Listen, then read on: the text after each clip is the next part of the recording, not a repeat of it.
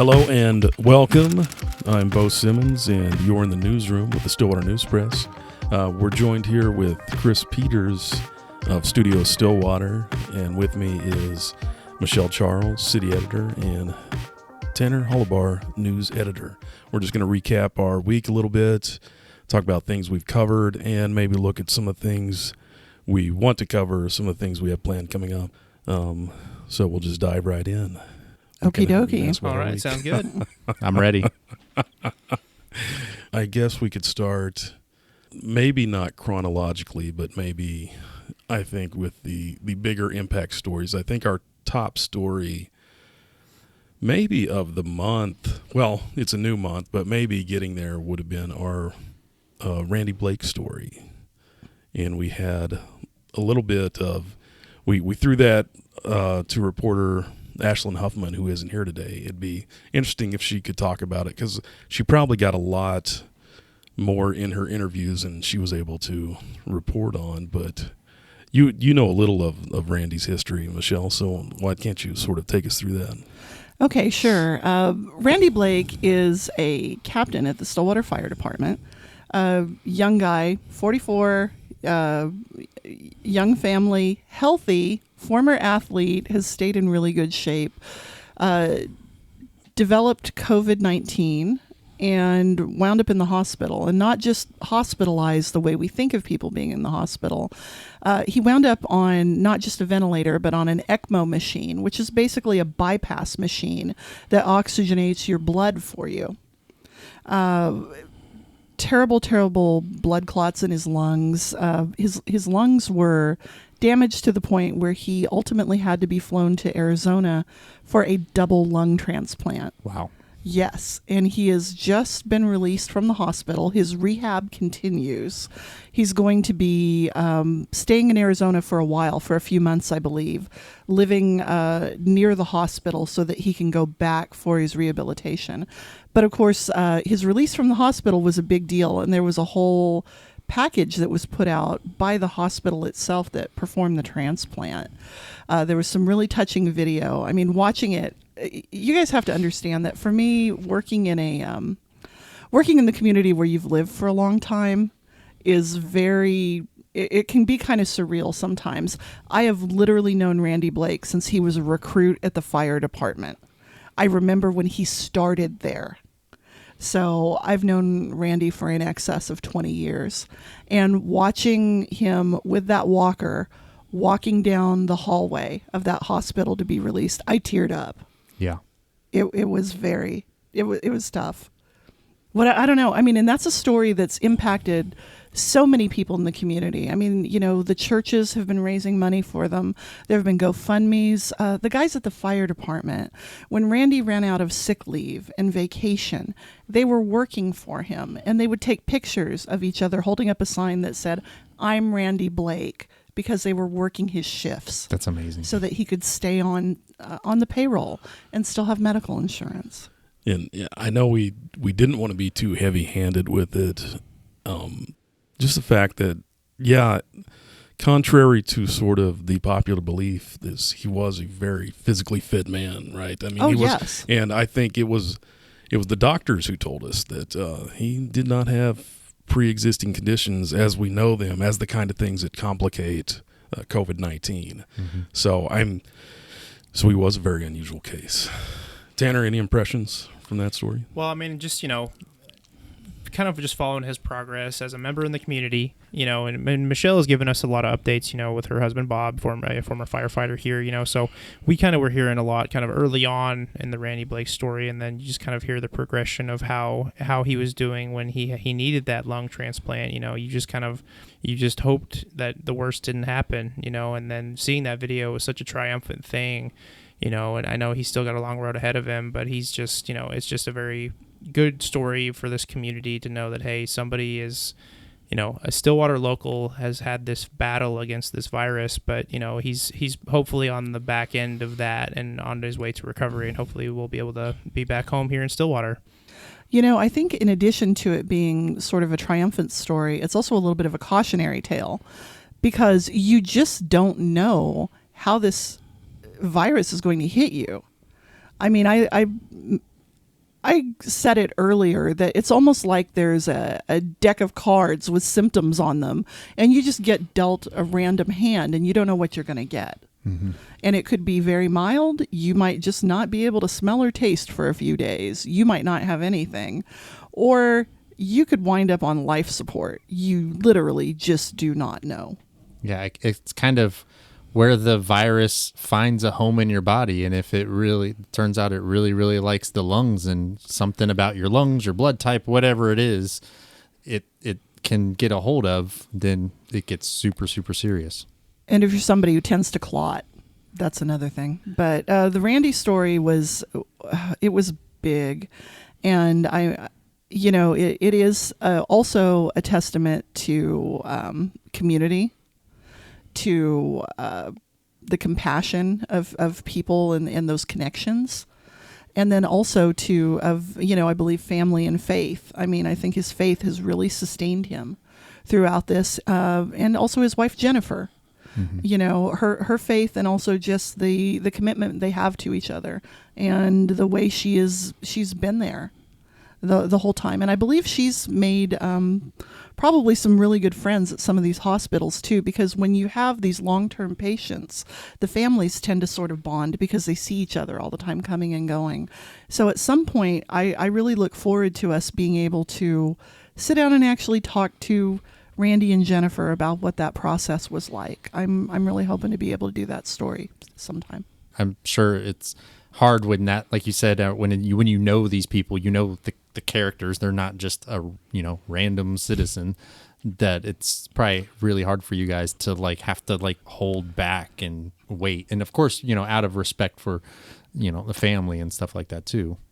And that's a big part of it. You don't want to be intrusive at a time when they're going through a big major health crisis and they're not feeling great. I mean, and you don't want to walk up to them and be like, so, your husband's in the hospital on life support. How do you feel? I mean, there's always that stereotype of the, usually with TV reporters more doing that. Mm-hmm. But I mean, I think this is an example of one of those stories where we all live here, right?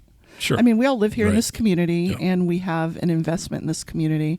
And it's different reporting at a small paper when you have those relationships and you have that sense of who these people are and what they mean. And that complicates things sometimes when you're reporting. It's a little bit harder to pull your emotions out of it. I bet. Yeah. Anyway. So we've spent a year trying to sort of take what we've learned about the virus and make it palatable, make it easy to read for people. So, Michelle, how did you do that with a Pfizer scientist? And this story that Michelle had based on OSU inviting is the first time they've done their guest series in a while, and they invite a Pfizer vaccine. What was his title? He's actually the head of research for Pfizer. Yeah, okay. Oh wow. Yeah. Yes, and he was on the team that helped develop the Pfizer vaccine for COVID-19. Nice. In conjunction with the German firm BioNTech. Yeah. And really, a lot of what I do, to be honest, is processing information as much as anything, because I deal with government stuff. I deal with a lot of policy and a lot of budgets and things like that. So I spend a lot of time trying to just take in information, process it, understand it myself, so that I can explain it to other people in plain English and in a way that makes sense to them. This one was a challenge, I'm going to tell you, because it was pretty high-level scientific discussion. Yeah, I think they even have a problem kind of bringing it down to the average person. No, absolutely, to the layman. Putting it in layman's terms. That is the word I was looking for. Yes. The common tongue. The common tongue, yes, exactly. But something that really jumped out to me about that, and what I decided to focus on more than the actual science of it, I wasn't going to explain what mRNA is, for example. Or I kind of did. I just said it's a naturally occurring protein. I didn't go into the whole thing about how it combines and is part of the DNA and whatever. I didn't want to go into the whole thing because, frankly, it would have taken me way too long just for me to understand it. And you've only got so much room Exactly. in the paper. And so much time, and I was doing it in the evening and had to file the story that night. So this was a relatively quick turn for something that was technical. But I decided to focus on the process because, everybody's been so freaked out about how quickly these vaccines were developed, right? Mm-hmm. I mean, you're thinking about this, and usually you think, it takes years, it takes a decade to develop a new vaccine. Right. And they did this in a year. They did this in less than a year. I mean, it was developed within months, and then it was tested and approved for emergency use within a year. And I think that's left a lot of people rightfully skeptical. I mean, if you're going to put something in your body, you want to know what it is and understand it, right? And what was fascinating to me was that it was the use of technology and the way they leveraged research that had already been done. Mm-hmm. And that's what made this possible. They built it on a, basically the RNA protein. They're using it like a scaffolding or like a platform that they can plug the specific DNA sequence for the virus, any virus, into. Mm-hmm. And what that does is it's literally like a plug and play vaccine. Then you can just put the specific information in there, and then it should work, because what the RNA does is it helps get that DNA into the cell so that your cells recognize it, specifically your immune cells, so that they recognize it and your body goes, oh, I know this thing and I know how to fight it. Mm-hmm. And that's really what it's doing. They had been working on this with BioNTech since 2018 to develop a better flu vaccine. Because, our flu vaccines are notoriously hit and miss, right? Yeah, you get different levels of protection. Right. And a lot of strains. There's always new ones. We had Dr. Jennifer Rudd from OSU Vet Med do a presentation with our Rotary on it. And to summarize it, she's still way more fearful of being like, she studies viruses. She studies actual coronaviruses inside animals. And she's like, I'm still way more scared of a flu pandemic than this one. Okay. Just because that, I guess, how they've developed those vaccines for a coronavirus may not be able to work exactly the same way maybe for the influenza virus, but there's still like hope. Because, I mean, also like 80, 90%, high 95% effective rate. Like, right. That's a miracle compared to previous vaccines. The whole thing seems like a miracle of modern science. It really does. And it means a lot for the future of pandemics and how we are able to get ahead of these things, or at least, flatten the curve a little quicker than they would have in the past. Well, that's one of the things I learned, really, is like how much more prepared we are. That's what I feel so much more secure about this because of that. I mean, the fact is the technology is being developed. This also builds on some research that was done from, back with the H1N1 virus. And and then other subsequent influenzas, and with SARS and MERS and things like that. So, I mean, basically they were able to leverage relatively new technology. They were able to build on research that had already been done. And then because of the information sharing, and this was also a big deal, the Chinese government they got the virus sequenced, the DNA sequence, very, very quickly, and they put it out to the entire world. And immediately BioNTech started working on it.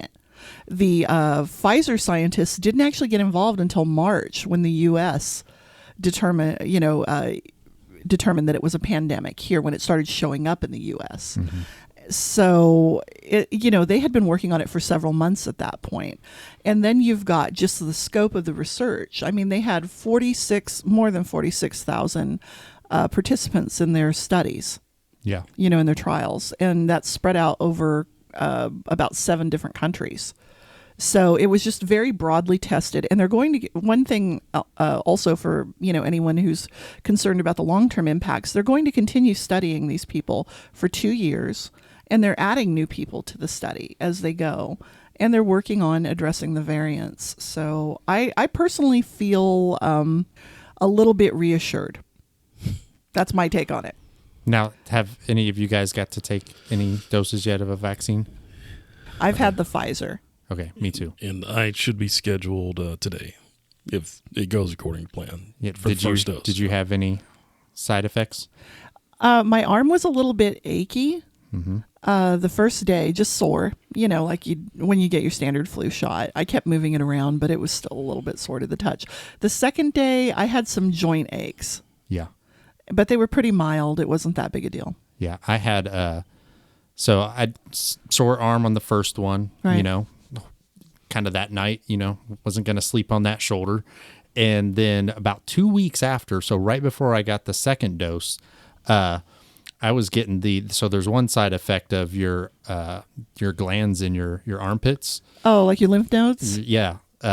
Start to swell. So like I was just tender all around, and they were actually like kind of swollen, and then I got my second one, and within a day they like went back to normal. Wow. Because I guess my immune response then went back to, I guess, like redirecting to attack that second one. And then the second one, I was ready to be like, some people had been like sick 12 hours later, and I didn't put anything on the schedule. And I kind of felt a little bit weird within the first couple hours, and then like nothing.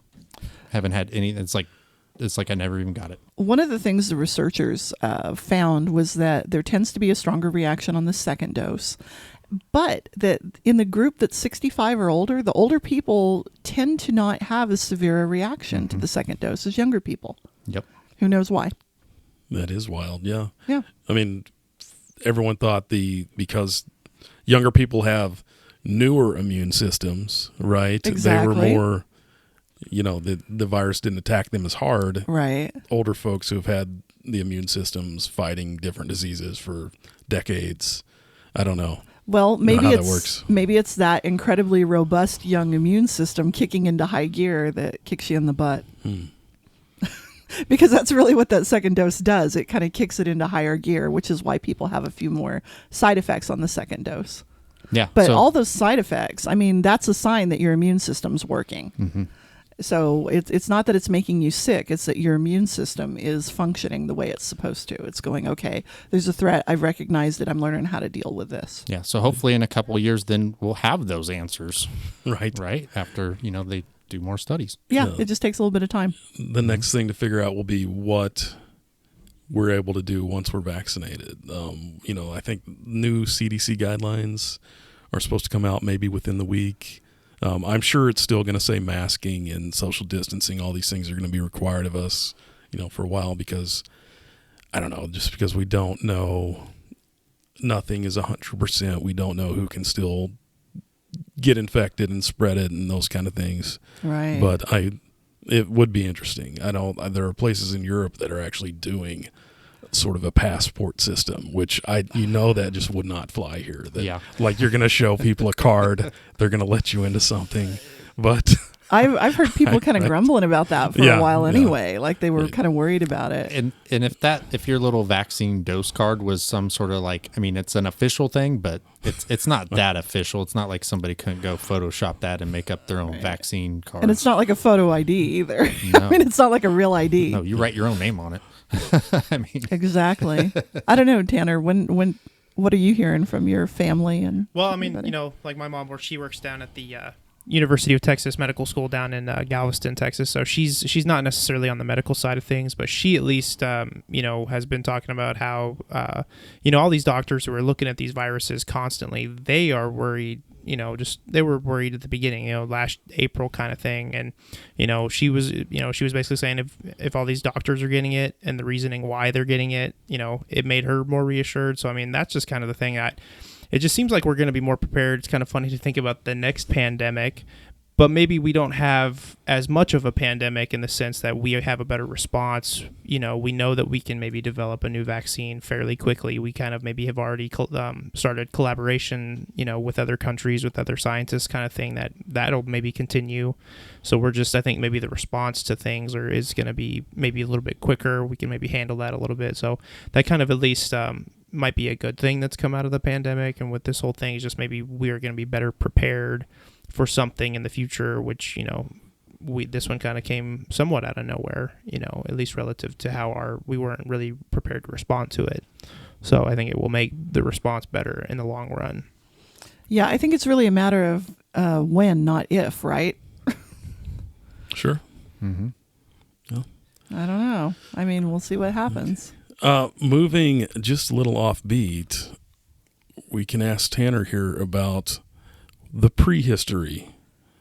He learned about this land we sit on, because it was kind of weird, right, to learn about the kind of dinosaurs that are found in Oklahoma. That was, and I don't think we haven't had a whole lot. We haven't had a whole lot. It's not a news story you see too often, but we do have some people right here at Oklahoma State who are sort of and I experts in it. interviewed Dr. Ann Weil with Oklahoma State, and basically kind of the thing that kind of made this story kind of interesting was, I guess, down in Argentina there was a new type of sauropod that was discovered down there, I think, and they think it could be the biggest dinosaur ever found, and so there have been similar dinosaurs found here in Oklahoma.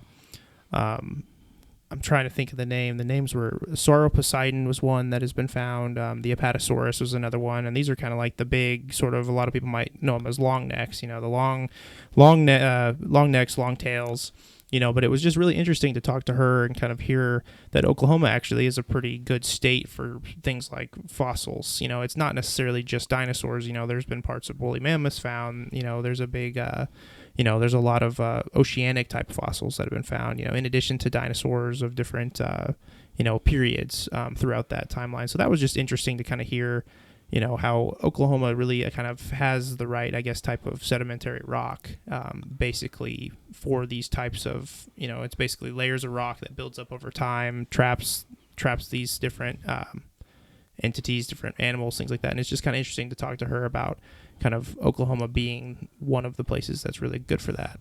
Why do we have so many oceanic fossils? We're in the middle of the country. Right. I guess basically there's a huge coral reef, an ancient coral reef that's basically kind of, because a lot of people will find things, Dr. Weil kind of joked that, sometimes she might get a phone call from somebody east of Tulsa saying, hey, I may have found some sort of dinosaur fossil, but she was saying how she knows that if it was in that particular area, and in that part of the region, that, it's most likely some type of, maybe clam or, one of those kind of just oceanic fossils that maybe just because of how kind of the age of the, I guess I'm trying to put this, like the age of the rock that's there, it's more coral, more kind of oceanic, so a lot of the older organisms that are there are from kind of. So basically we were underwater at one point. There was an inland sea here.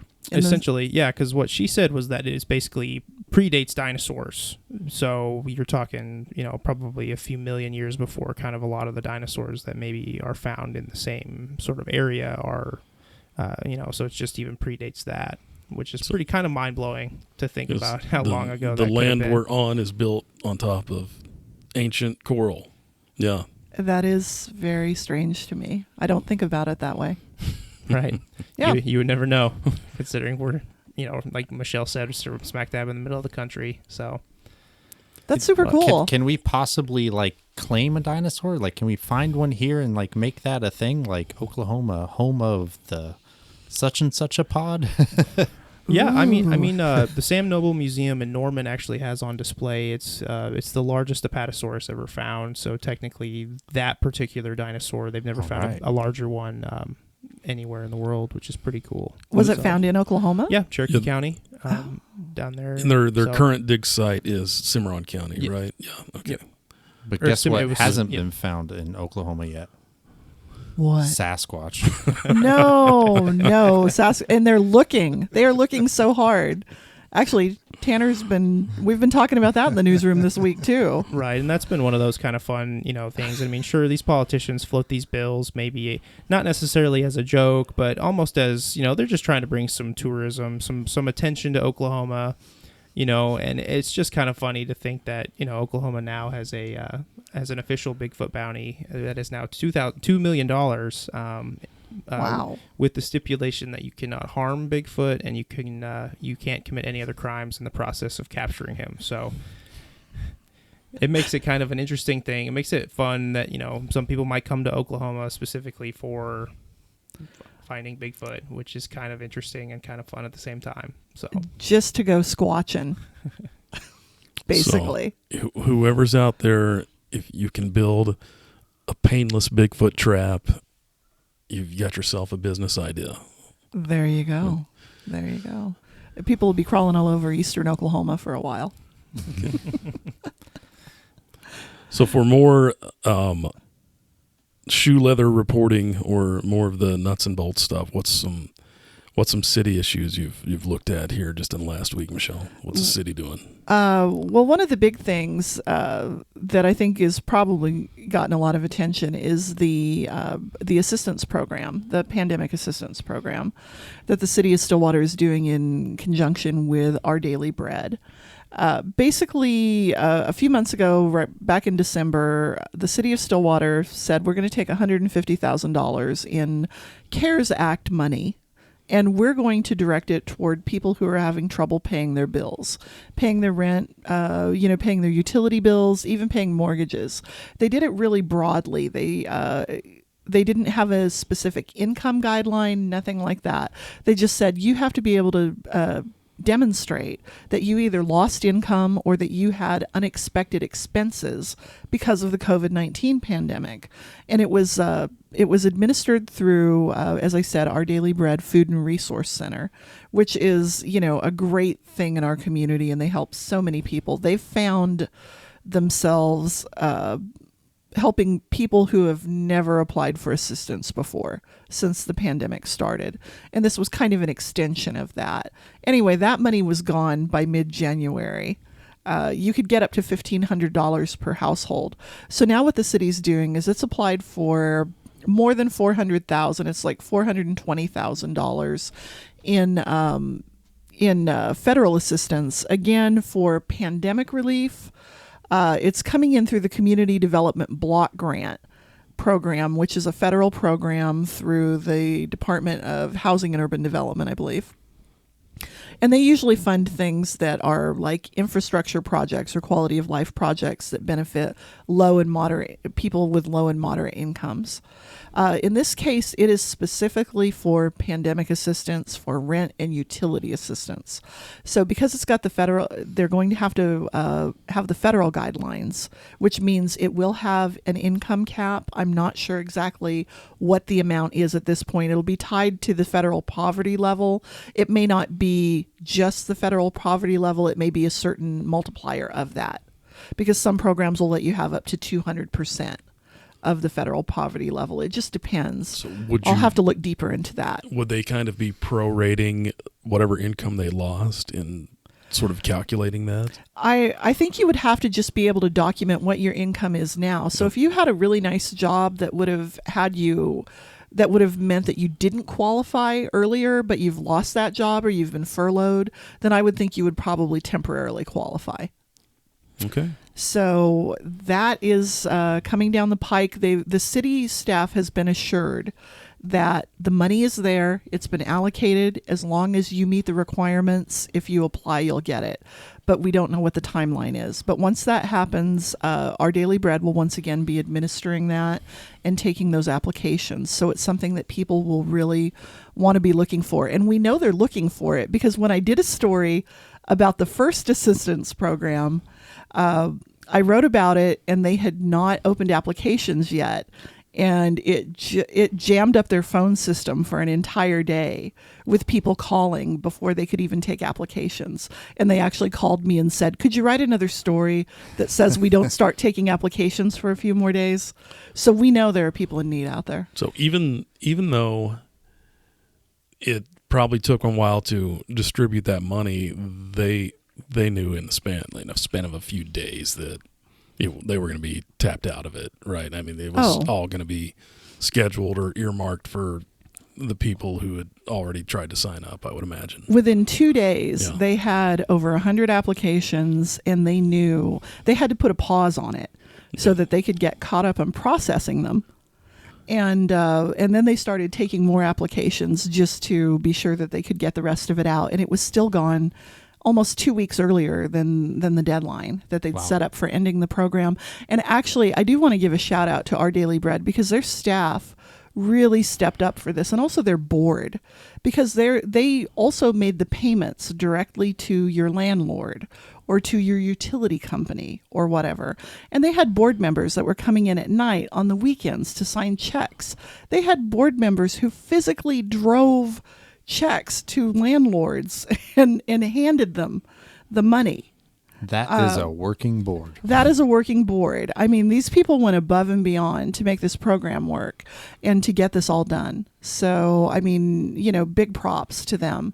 Absolutely. They deserve a lot of credit for this. And they've served the community that they help very well. Nice. Yeah. Okay. I guess if that's probably a pretty good recap of what we've had going on. We might just hit some highlights of what we would like to work on, a few of these things. I know for sure that we'll have to sort of round up everything our local legislators are doing, with the way things are moving really quickly in the Oklahoma legislature. There's been a lot of discussion about the different bills that have tried to roll back State Question 780. If anyone's unfamiliar with that, that was the state question we passed a few years ago to decriminalize, or not reduce sentences, or move some things from felony to misdemeanor, some minor possession charges, some what was the other one? Theft under 1,000, something like that. A few of these things, and it sort of just, it should have allowed for fewer people to be in prison. Something I would like to look at is the other side of that is 781. That was supposed to be all the money we save at the state level is now supposed to go into like rehab programs and programs that lower recidivism. Right. So that's sort of a long-term thing I'd like to look at. Anything you guys want to look at? Basically, continuing to follow what's going on with the schools as they prepare to go back to 5 days a week in-person schooling. There are discussions around that. Obviously, there are parents who are very, very happy to see that and have really been struggling, with their kids home so much, even on the AB when they were, still home 2 days a week or 3 days a week, actually. And you've got to work out childcare and all that. That's been a tough thing for people. But then on the other hand, you've got these new guidelines that the CDC has put out that say, okay, yeah, get your kids back in school, but do it safely. And in order to do that, you've got to control community spread, and you've got to be sure you're doing these things in the school building.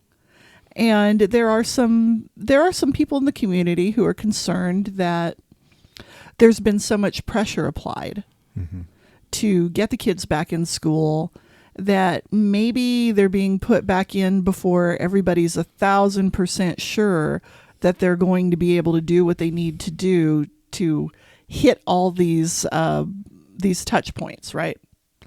The school district has said that they're comforted by the layered approach. Dana Renner, the assistant superintendent for operations, likened it to almost like layering pieces of Swiss cheese. None of them is going to be perfect on its own, right? They're all going to have gaps. They're all going to have holes in them. But if you layer enough slices, all those holes are going to be covered, and you're going to have a greater sense of protection. And so, but there are still questions about it. So I think we need to look at that just to answer those questions for people and, provide people with whatever level of understanding we can about what's the deal really is, right? The Swiss cheese model. We've seen that model. I think, right? They also use that for air filtration, right? They yes. You're talking about things Layers. in layers. Yeah. It can go through one avenue, but not the other, right? Yeah. Tanner is, we wear a lot of hats. Tanner does a lot of our arts and music and events, and we were discussing that. What are events going to look like? We're not quite post-pandemic yet, are we? But What are we thinking, Tanner? Right. I mean, that's going to be one of the interesting things. I know a lot of businesses that were able to demonstrate, a loss from not being able to host their events, were able to apply for some sort of forms of assistance, so there have been a lot of places that have been hurt by not being able to have, even if it's just a cover charge at the door, having a full capacity where people are just kind of maybe, at a bar here low in town, I mean, you hope you still see some things going on. I really just hope that, we can get to it maybe in a sort of a slower pace in terms of not trying to ramp it up too quickly. Maybe they start with if they're doing 50% capacity, they start maybe then getting up to 75 and just try to, hopefully get it to the point where we can have these concerts and things again. And, hopefully it's not going to deter people from, coming to Stillwater for things like Tumbleweed. We'd like to see things like that. Be live events and not be some virtual thing that you're having to watch from your couch. So I think hopefully we will be able to get back to that at some point. And as we've seen with SMAC, the most recent thing you've written, it affects nonprofits too. This is their gala time. This is their big get together, fundraisers, auctions, all these sort of things they do. Oh, it's been tough. I mean, when you think about all the, we always have that fundraiser season, right? April is the biggest event season we have here in Stillwater. Every weekend there is something going on. So Oh, sure. And actually in talking to the people at the Stillwater Community Health Center about what SMAC is doing for them, because SMAC is Stillwater Makes a Change. It's a student-driven fundraising organization. These kids are, I use the term in my story, powerhouses. And they are. I mean, they just blow the doors off of what so many adult groups do. They've raised $200,000 for for the agencies that they choose to support over the last couple of years. I mean, each year. So it's been incredible. They even have their own gala now. Well, this year has totally changed that. So they're having to focus on raising as much money as they can with the smaller fundraisers. And then they're just trying to build awareness of Payne County's only free health clinic. So if you don't have insurance, if you meet income guidelines and you don't have insurance or access to insurance, then you can go there and you can get basic medical care at no cost, which is huge when you think about the people who would not have that otherwise. The SMAC kids want to start a women's clinic. They want to help fund a women's clinic there because there is currently not one that deals with women's health issues and provides the medications that they need. Having said that, I was talking to the people, to the board chair, Rena Hines, for the Community Health Center, and she noted that all the United Way agencies had to take a cut this year because fundraising is down for United Way and there's more need than ever. And then also that even Elite Repeat, which is a nonprofit thrift store that does its own funding program, it's put millions of dollars. It's run by volunteers, and has put millions of dollars back into the community over the years. And Elite Repeat had to shut down for several months because of the pandemic, which then cut into the amount of funding that they're able to give the agencies that they help. So everybody's taking cuts at the same time that the need is greater than ever. All right. And we know that usually, Chris, you've planned a few of these things, right? When you get people together, what's the one thing you do? You offer them something to eat, right? Yeah. How do you get people together in a room? You gotta have food there. Well, that's been taken away from us a little bit, maybe. So that's a challenge. We at our downtown merchants group are starting to discuss, maybe summertime. What does maybe crazy days look like? Again, there was last year when things were early on, we were kind of like, well, we just got to have crazy days outside because outside is safe.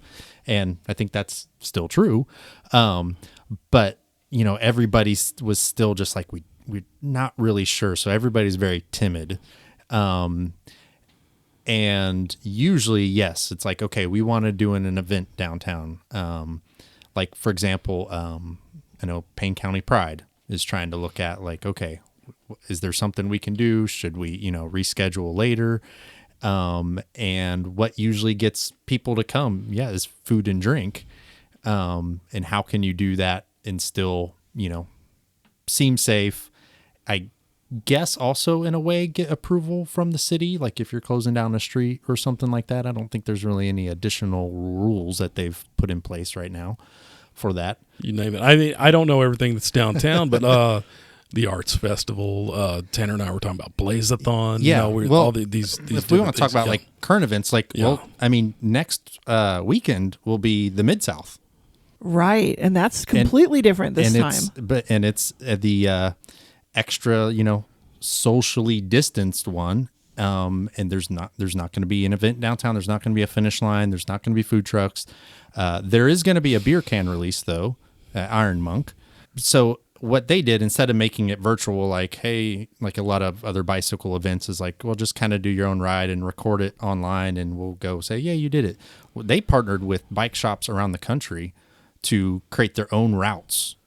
And so people can, maybe if they're near like Emporia, Kansas, or there's one in Arkansas, Texas, California, like you can, if you're near to those, go to those and do that route, and you've got like 3 days to do it.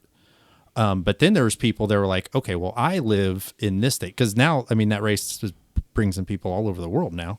They're like, I made my own route. And so now they call them grass routes instead of grassroots, grass routes. Okay. And you went and they've designed their own course basically for the riders and stuff in their area. So if you go to midsouthgravel.com, you'll see a Google map with all these little dots all over the country. And if you zoom in, they're little 100-mile dirt gravel routes. So for here, it's like we're not getting that like economic impact of all those people coming in. And then you've got like things like the arts festival that that's not happening this year. Right. They called it pretty early last year. And it's not just the reasons of like the pandemic. It's kind of like what you're talking about with nonprofits not being able to do traditional fundraisers and all that stuff. Last year set them behind on that. So it was a lot harder to make this year happen. I can see that. Tanner actually has been talking to the people at the Red Dirt Film Festival, and they're doing kind of a hybrid thing this year in response to right. COVID. I mean, it is primarily online. I spoke with Damon Blaylock, and he said there will be almost a Netflix style menu that people will be able to access. And but this year's festival, while it will be mostly virtual, it's still going to feature a lot of the same elements that it has. Regional and local musicians. He said there will be things like music videos and maybe some live performances. There are going to be, the same, like there's several films that they'll be able to see. It's a lot of local filmmakers, and there will still be some, films from people internationally as well. But, unfortunately, a lot of the people, won't be coming here to Stillwater, which, I mean, Damon said is a huge thing for that industry in terms of people networking. You meet somebody, that's why a lot of people get into the film festival circuit, in these kind of in that work, in some form. You meet people, it's just a way to interact. But no, I mean, it still sounds like it will still be an interesting festival. There will be a lot of, Eskimo Joe's will still host their kickoff party. I think if they are interested, can purchase tickets, they can go to that. There still will be some people coming here for the festival in terms of filmmakers and stuff, but they'll still have a lot of the panels. It's just a lot of it will be virtual. So it's just kind of another one of those things that, they're trying to scale it down in order to still have it. But, it sounds like it will still be of interest for a lot of people if they've never experienced a film festival before. So that's cool. Yeah, a lot of adaptation going on for sure. Mm-hmm. Okay. I think we're probably closing in on quitting time. What happens quitting time for the news press? What happens? It's quitting time. You hit the button. It's too late to send any edits. You guys just, crack open the beer and... There's never really a hard quitting time at the news press. Once There's upon deadline. a time. Probably maybe once upon a time. But I can tell you that we've never been a 9 to 5. Yeah. Even though we sort of like, there was a point in newspapers where you move from trying to compete with the sort of 24-hour news cycle. So, you know, we are always on. If you're on Twitter and you follow a lot of journalists, you'll see like they're always working. You know, they're always responding to things that are happening. But you know, we do have a press time, and you got to hit that deadline. You don't, you're costing so much money. There's so much like a kind of domino effect of not hitting a press time. You know, it just sort of goes to, I don't know, like there's waste involved, there's money involved, there's overtime involved, all that kind of stuff you got to think about. So we're stuck to these deadlines. So yes, there is a time we put the paper to bed, and then everyone's going to leave for the night. But yeah, it does. Yeah, you do sort of, you're always on, you're always responding to the things that are breaking. So we have a group text where we're communicating all the time, and if someone sees something, if someone hears about something, if somebody needs something, we're always doing that. Whether it's, you know, I just put a story in the system, can you look at it, proof it, and get it pushed out for breaking news, or whether it's, you know, an event that's coming up the next week that we saw and we want to let everybody know about before we forget. So there's constantly something going on. You're always thinking about it, at least. Yeah, or I get a text from Michelle and it's like midnight. That's right. Like, yep. She's still up. I'm sitting down and I'm going, okay, what did Chris say 3 hours ago? Yeah, okay. Yeah. There's that. Yeah, but there is a decompression. And I, you know, there's that good stress, bad stress stuff you go through, right? And sometimes getting a lot of stuff in before deadline can sort of charge you up, keeps you going, so maybe you don't get to bed till 3 or 4 o'clock, kind of thing. Wow. Yeah, that happens sometimes. But yep. All right. Well, life in the newsroom, right? Exactly. Yeah. And I can full disclosure. Yeah, we've cleaned up our discussion for broadcast, and we didn't have the whole thing where I just go through and chew everyone out real bad, you know, about all the mistakes they've made the week before. The way he usually does. Yeah, that's usually what it's like. It's pretty brutal. No. Sounds that way. No, but we did clean up our language a lot, I will say. Oh. Family friendly. No explicit tag on this one. None. Shocking. We are able to contain ourselves when we need to. There's this thing in the newsroom where we'll be having some conversation that seems completely normal to us, and it developed organically.